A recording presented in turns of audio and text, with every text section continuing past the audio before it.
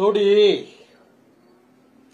ಕರ್ನಾಟಕದಲ್ಲಿ ಕನ್ನಡದ ಮಕ್ಕಳಿಗೆ ಉದ್ಯೋಗ ಸಿಗಬೇಕು ಅಂತ ಕೇಳೋದು ಅದು ಯಾವುದೇ ಉದ್ಯಮಿಗಳು ಅಂದ್ಕೊಂಡಿರುವಂತ ಭಿಕ್ಷೆ ಅಲ್ಲ.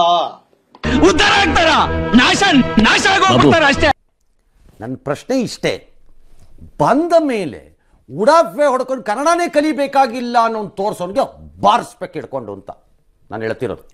ಇವತ್ತು ನಾಳೆ ಅಂತ ಸುಮ್ಮನೆ ಕೂತ್ಕೊಂಡ್ಬಿಟ್ರೆ ನಮ್ಮ ಮಾನ ಮರ್ಯಾದೆನೆಲ್ಲ ಕೆರೆಪಾಲು ಮಾಡಿಬಿಡ್ತಾರೆ. ಕರ್ನಾಟಕದ ಎಲ್ಲ ಮೂಲಭೂತ ಸೌಕರ್ಯಗಳನ್ನು ತಗೊಳ್ಳುವಾಗ ಅವರೆಲ್ಲರೂ ಸಹ ಕನ್ನಡದ ಮಕ್ಕಳಿಗೆ ಉದ್ಯೋಗ ಕೊಡಲೇಬೇಕು. ಸರ್ಕಾರದ ಆದೇಶವನ್ನ, ಸರ್ಕಾರದ ತೀರ್ಮಾನವನ್ನ ಒಪ್ಕೊಳ್ಳೇಬೇಕು. ಅವ್ರು ಹೇಳಿದ್ರು ನ್ಯಾಯ ಆಯ್ತಾ ಕಣ್ರಿ? ನಾ ಕಲಿಬೇಕಾಗೇ ಇಲ್ಲ, ನಾನು ಇಷ್ಟದಂಗೆ ಇರ್ತೀನಿ, ನಿನ್ನ ಇಷ್ಟದಂಗಿದ್ರೆ ಇರಕ್ಕೋಗು ನಿನ್ನ ರಾಜ್ಯಕ್ಕೆ.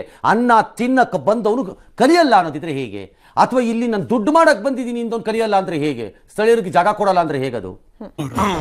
ಮೆಟ್ಟು ತಗೊಂಡಾಕ್ಬೇಕು ಅವನಿಗೆ.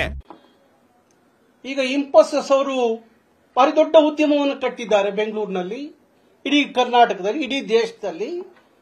ಅವರು ಕರ್ನಾಟಕ ಸರ್ಕಾರದ ತೀರ್ಮಾನಕ್ಕೆ ನಮ್ಮ ಬೆಂಬಲ ಐತೆ ಅಂತ ಹೇಳಿ ಹೇಳ್ತಾ ಇಲ್ವಾ? Really hats off sir, hats off. Phone pay ಇಡೀ ಕರ್ನಾಟಕದ ಕನ್ನಡಿಗರು ನಾವೇನು ಅಂತ ತೋರಿಸ್ತೀವಿ. ಸಮೀರ್ ನಿಗಮ್, ನಿನ್ನ ಗಾಂಚಲಿ ಮಾತಿದೆಯಲ್ಲ, ಗಾಂಚಲಿ ಮಾತು ನಿಂದು. ಬಾರಿ ಬೆರೀತಾವ್ನ, ಅವನ್ನ ಚೆನ್ನಾಗಿರೋ ಬಿಡ್ಬಾರ್ದು ಅಷ್ಟೇ. ಹೌದೌದು, ಕೂದಾಕ್ಬಿಡ್ಬೇಕು. ಇದು ಕರ್ನಾಟಕದಲ್ಲಿ ನಡೆಯಲ್ಲ, ಕನ್ನಡದ ನೆಲದಲ್ಲಿ ನಡೆಯಲ್ಲ, ಕನ್ನಡ ಮಕ್ಕಳ ಮುಂದೆ ನಡೆಯಲ್ಲ. ಇಡೀ ಕರ್ನಾಟಕದ ಕನ್ನಡಿಗರಿಗೆ ಕರೆ ಕೊಡ್ತಾ ಇದ್ದೀನಿ. ಫೋನ್ ಪೇ ಏನಿದೆ ಅದನ್ನು ನಿಮ್ಮ ಮೊಬೈಲಲ್ಲಿ ಅದರ ಅಪ್ಲಿಕೇಶನ್ನ ತೆಗೆದು ಹಾಕ್ರಿ, ಹೇಳ್ತೀನಿ, ತೆಗೆದು ಹಾಕ್ರಿ. ಹೇಳಿದ್ದು ಹಿರಿಯರು ಯಾರ್ಯಾರನ್ನ ಎಲ್ಲೆಲ್ಲಿ ಮಾಡಬೇಕು ಅಲ್ಲಲ್ಲೇ ಮಾಡಬೇಕು ಅಂತ ಬುದ್ಧಿ ಕಲಿಸ್ಬೇಕು.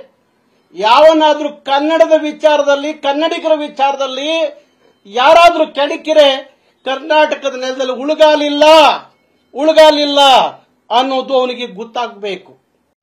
ಮೊದಲು ಬಿಟ್ಟು ಆಮೇಲೆ ಹೊಡಿತೀವಿ. ನಾವು ಕೊಟ್ಟ ಮಾತು ಇಟ್ಟ ಬಾಣ ಯಾವತ್ತು ಗುರಿ ತಪ್ಪದು. ಸಬ್ಸ್ಕ್ರೈಬ್ ಆಗಿಲ್ಲ ಅಂದ್ರೆ ಬೇಗ ಸಬ್ಸ್ಕ್ರೈಬ್ ಆಗಿ. ಅಲ್ಲಿ ಕೆಂಪು ಕಲರ್ ಬಟನ್ ಕಾಣ್ತಾ ಇಲ್ಲ, ಅದನ್ನ ಪ್ರೆಸ್ ಮಾಡಿ. ಪಕ್ಕದಲ್ಲಿ ಬೆಲ್ ಕಾಣಿಸುತ್ತೆ, ಅದ್ರ ಆಲ್ ಬಟನ್ ಒತ್ತಿದ್ರೆ ಮೊದಲು ಬರುತ್ತೆ ನೋಟಿಫಿಕೇಶನ್, ಅದ್ರ ಮೇಲೆ ಒತ್ತಿದ್ರೆ ವಿಡಿಯೋ ಬರುತ್ತೆ.